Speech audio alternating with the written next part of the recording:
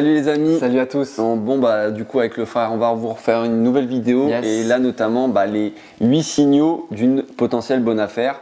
C'est vrai qu'on en a dit pas mal, on a fait pas mal de vidéos là-dessus. On vous invite, voilà, il y a des vidéos complémentaires à ce sujet. Bon, tu les mettras je les mettrai 6 juin, voilà, qui sont très importantes, mais c'est vrai que ça fait office de complément, c'est toujours bien une petite piqûre de rappel et de voir différemment les choses, justement. Donc déjà, premièrement, voilà, qu'est-ce qu'une bonne affaire? Bon, je pense que vous le savez si vous regardez quand même pas mal de nos vidéos. Alors pour le commun des mortels, pour beaucoup d'autres personnes un peu classiques, ça va être l'autofinancement. Déjà, c'est très bien pour eux, disons notamment si c'est dans des grosses villes. Voilà, disons que c'est vraiment une bonne affaire si vraiment vous êtes dans des grandes villes. Voilà, l'autofinancement, si vous êtes à Paris, Lyon, Bordeaux, Toulouse, Marseille, c'est quand même plutôt pas mal. Voilà. Et après, pour les investisseurs qui font quand même bien les choses comme nous et vous, on vous le souhaite.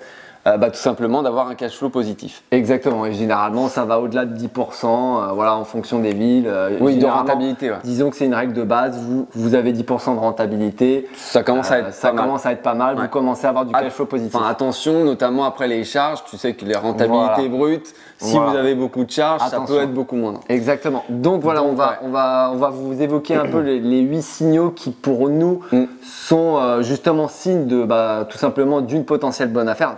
Je précise d'une potentielle bonne affaire. Tout à fait. Parce qu'attention, en fonction de chaque critère, vous pouvez avoir. Ça peut modifier les choses, tout simplement. Donc voilà, premier signal, qu'est-ce que c'est? C'est tout simplement l'emplacement. Bon, on l'a dit, redit, je pense que vous le savez.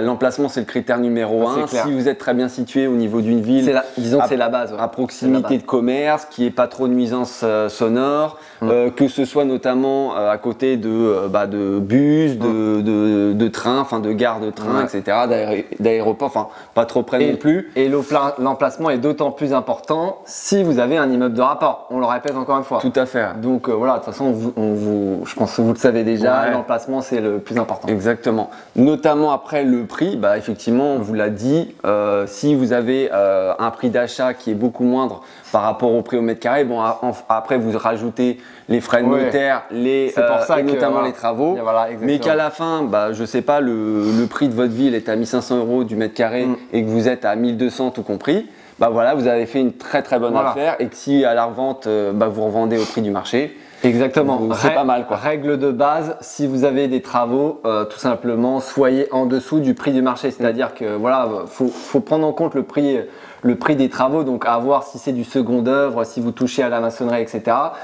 Mais dans tous les cas, la règle ultime, c'est que vous devez être en dessous de votre prix de marché, travaux compris. Donc imaginons, vous avez un prix au mètre carré de 1500 €. Travaux compris, il faut que vous en ayez pour peut-être 1200 voire 1300. Soyez un peu en dessous du prix moyen au mètre carré. Comme ça, si jamais vous voulez revendre tout simplement, vous faites une plus-value. Je l'ai déjà dit, mais ouais, t'as bien. Bon, bref, troisième point, tout simplement le potentiel d'optimisation. Et nous, c'est vrai que c'est un critère qu'on regarde énormément. Et je crois qu'on avait fait une vidéo où on vous avait dit un peu pourquoi, nos critères. Et tout simplement, qu'est-ce que vous pouvez optimiser? Il y a tout simplement les travaux. Où vous pouvez faire une division, vous pouvez faire une grosse réno et vous avez quand même vous avez des contacts et du coup vous pouvez optimiser. Que ce soit notamment à la location, faire de la LCD, faire de la colocation, notamment en termes de gestion, tout simplement acheter un immeuble de rapport et du coup vous avez plusieurs appartements au même endroit. Et du coup, que ce soit vous ou même une agence immobilière, en termes de gestion, c'est quand même beaucoup plus optimisé que d'avoir des appartements un peu plus éparpillés. Et ça vous prend un peu plus de temps par rapport à ça. Quatrième indicateur, tout simplement les travaux. Généralement, attention, on met un gros disclaimer par rapport à ça. Faut vraiment que les travaux vous formiez parce que c'est un métier à part entière. Mais généralement, plus vous avez de travaux dans un appartement ou même dans un immeuble de rapport, généralement, plus c'est un signal fort d'une potentielle bonne affaire parce que il y a la négociation. Derrière, vous faites des travaux, vous améliorez tout simplement la valeur de votre bien. Vous défiscalisez. Voilà, vous généralement, vous prenez soin de chaque logement, donc tout simplement, vous potentiellement vous augmentez la valeur locative de chaque appartement. Exactement. Donc voilà, tout simplement. Bien prendre en compte le montant total de vos travaux et que vous n'ayez pas d'imprévu notamment. Faites bien les choses. Et que ça ne dépasse pas parce que vous étiez fixé fixé. Après, s'il y a à la revente, bah, du coup, ça ne vaut pas le prix que vous l'avez acheté, tout simplement. Faites attention par rapport aux travaux, mais c'est vrai que c'est un gros point fort en tant qu'investisseur, en tout cas. Justement pour arriver à avoir une très bonne affaire et justement se dégager du cash flow. Ouais. Ensuite, 5e critère, bah, tout simplement les chiffres. Hein. On va pas redire et redire ça, mais il y a que ça de vrai. Voilà, rentabilité, bah, on vous l'a dit. Bon, attention notamment à vos charges, taxes foncières, voilà, tous vos charges de copro si vous êtes dans un appartement. Voilà, donc une bonne rentabilité, un bon cash flow. Donc nous, on vous le répète. On se fixe généralement 300 € de cash flow par tranche de 100 000 investis. C'est ça. Disons que c'est une règle qu'on s'est établie. Vous pouvez avoir votre propre règle parce que en fonction de votre situation, etc. Mais c'est vrai que c'est un bon indicateur justement avec la rentabilité parce qu'attention, la rentabilité n'est pas forcément corrélée à votre cash flow parce qu'on l'a dit, il peut y avoir la taxe foncière, différentes charges qui ne sont pas prises en compte dans la rentabilité brute, je précise.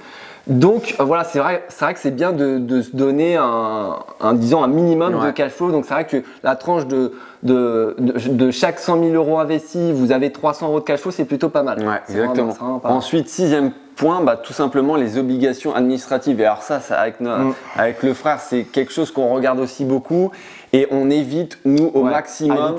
Tout ce qui va être, si notamment on fait de la division, voilà, faut aller voir la mairie, le PLU, s'il y a des créations de parking, création de compteurs Enedis, on sait que c'est beaucoup de démarches, que c'est assez long. Et c'est très long. Et donc perte de temps, généralement en IMO, ça veut dire perte d'argent, perte d'énergie. Perte d'énergie, et nous, voilà, c'est ce qu'on essaye d'éviter par rapport à ça. Disons que c'est à éviter à tout prix.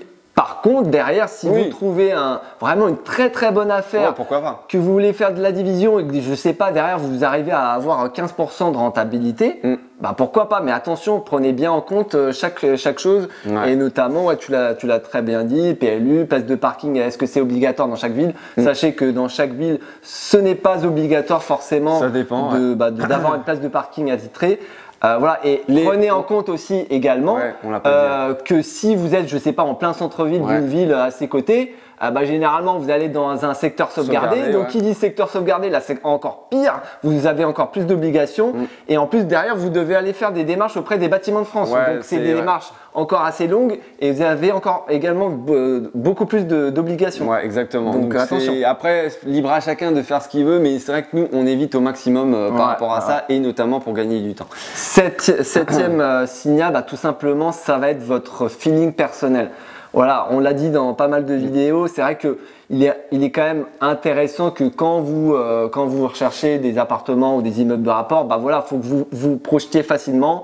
Est-ce que je pourrais habiter dans tel ou tel appartement? C'est très important et votre feeling, généralement, en dit beaucoup d'une potentielle, justement, bonne affaire ou non, quoi. Non, et puis notamment en termes de, tout simplement, vous êtes un investisseur, il faut quand même que vous puissiez dormir la nuit et que vous ne soyez pas tout le temps stressé et lorsque vous arrivez sur le chantier, parce qu'il y a beaucoup de travaux.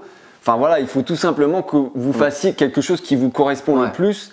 Et pas parce que vous avez vu, c'est effectivement pas mal de vidéos d'une personne ou peut-être même nous et que vous voulez faire peut-être la même chose. Il faut voilà, tout simplement faire quelque chose que vous sentez capable, que vous allez faire ça correctement ou notamment faire des formations si c'est le cas. Enfin voilà, tout simplement le feeling que vous allez avoir. Et surtout, tu l'as très bien dit, pouvoir dormir la nuit parce que voilà, si vous vous sentez pas capable de faire des gros immeubles de rapport et je sais pas, vous lancez tête baissée parce que voilà, on l'a redit, vous voulez avoir du gros cash flow dès le début, vous voulez être rentier le plus rapidement possible.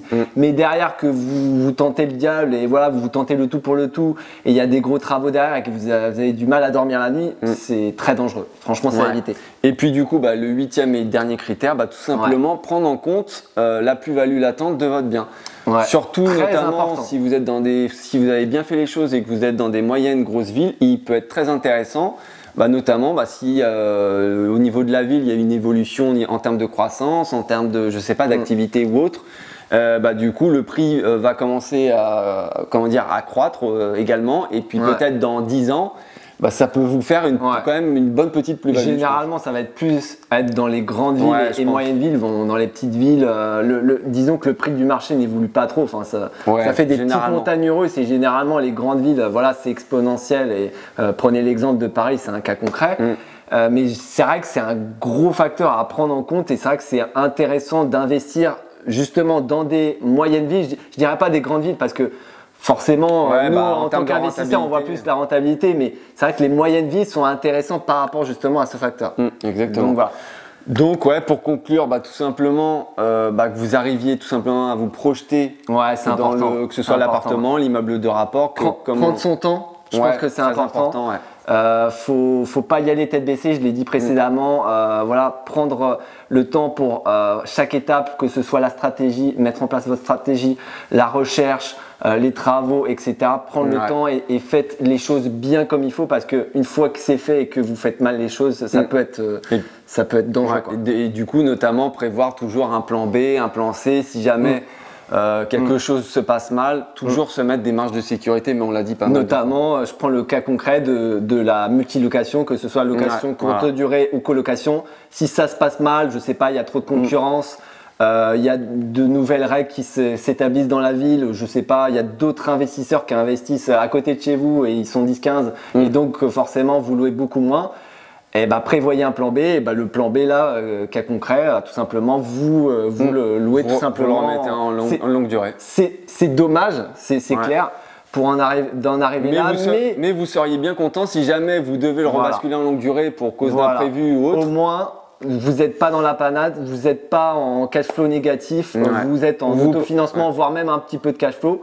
C'est largement possible, donc voilà, très important. Ouais, je pense on vous a bien tout résumé. Notamment, peut-être mettez-nous en commentaire si peut-être on a oublié peut-être certains critères. C'est possible, il y en a tellement que ce serait même trop long pour vous faire une vidéo en entier.